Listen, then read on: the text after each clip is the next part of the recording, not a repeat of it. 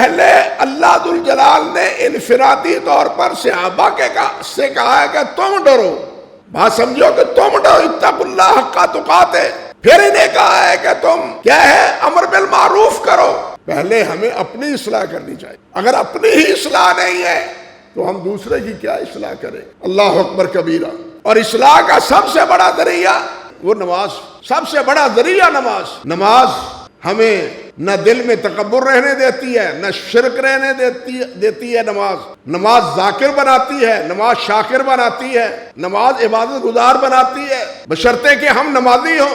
یہ نماز ہی ہے جس کے بارے میں اللہ سبحانہ جلال والاکرام نے فرمایا ہے ان الصلاۃ تنہی عن الفحشاء والمنکر، کہ یہ نماز بے حیائی اور منکرات سے روکتی ہے۔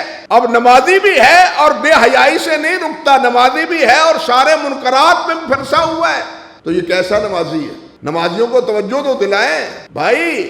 آپ نماز پڑھ کے جاتے ہیں اور چیز وہ فروخت کرتے ہیں جس میں ملاوٹ ہے، چیز وہ فروخت کرتے ہیں جو ناقص ہے، چیز وہ فروخت کرتے ہیں جو آپ پوری نہیں دیتے، پیسے پورے لے لیتے ہیں۔